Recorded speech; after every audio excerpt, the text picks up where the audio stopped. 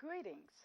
My name is Dr. Sandra Johnson, and I want to share with you some words of inspiration, including excerpts from the book Gregory, The Life of a Lupus Warrior. Gregory is an biography of the life of my brother, Gregory Garland Johnson. The Lupus Foundation of America states that Gregory is the story of a young man growing up in the 60s and 70s in the South, and then being diagnosed with lupus in his sophomore year of college. In spite of receiving medical care, lupus complications ended Gregory's life when he was only 35. Until then, he provided a picture of determination and fortitude that provided an example to all who knew him. I want to share 3 points with you using Gregory as a foundation. Broaden your horizons, be persistent, and love your fellow man. Broaden your horizons. Don't limit yourselves to physical, mental, or any type of boundary in your life. Explore your world. Learn about many different types of people, places, and things. Step outside of your comfort zone and think outside of the box. Your world will be more liberating, exciting, and fulfilling. Here is an example of broadening your horizons from Gregory. Junior high was a very good time in my life. It was filled with a lot of new experiences. Everything about school changed. You had a locker. You switched classes. There were all kinds of new activities and new people to meet. Everything was new. I did not have to walk to school anymore. I rode a bus every morning. I also finally found out where those white kids had been going to school. Now we were all attending the same school. It didn't take long for me to understand racism. Once I started going to school with white kids, you could feel some friction every day at the beginning. However, after a while, you get used to white people being in the classroom and not being the teacher. The second point is to be persistent. Set goals for yourself and stick to it no matter what. You will encounter many obstacles, disappointments, roadblocks, hurdles, and other types of things that attempt to hold you back. Find your way around them, through them, over them, or under them. Stay focused on the goal, and you will reach it. Here is an example from Gregory.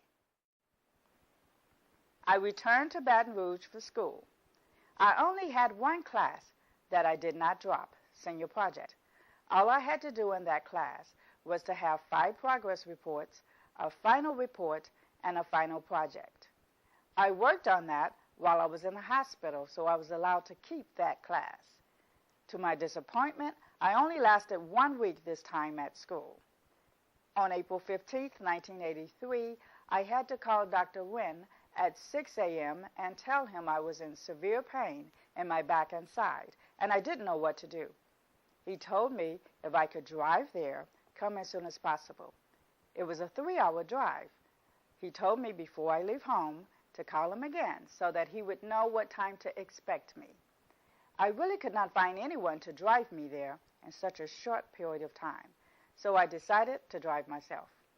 Although I was in a lot of pain, I felt I could not burden anyone with this, so I called Dr. Wynn back and told him I would be leaving at 7:15 a.m.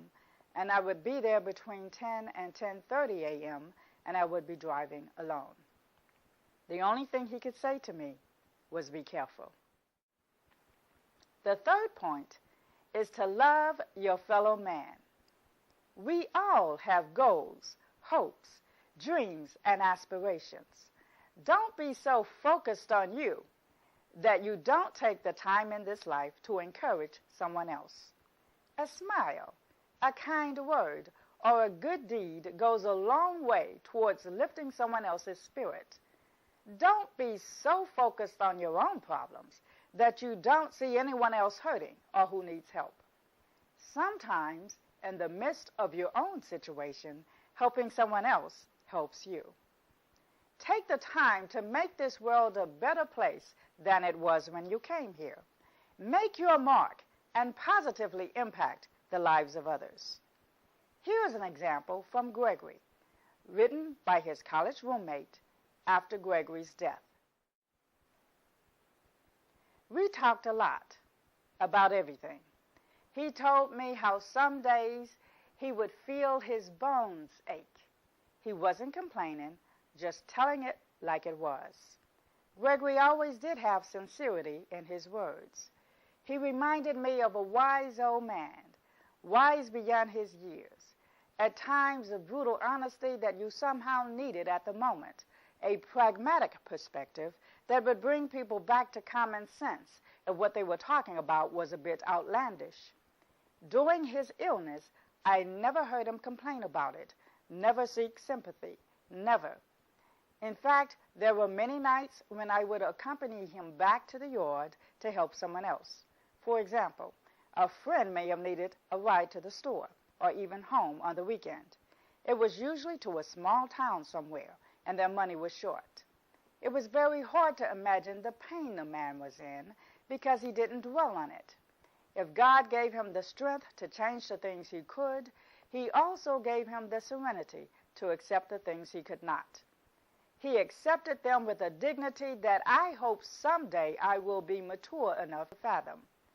One thing I know for sure is that I was blessed with a great friend, the most understanding roommate anyone could ever have. We all miss you, Greg, but you made sure that no one that met you was left out. Broaden your horizons, be persistent, and love your fellow man.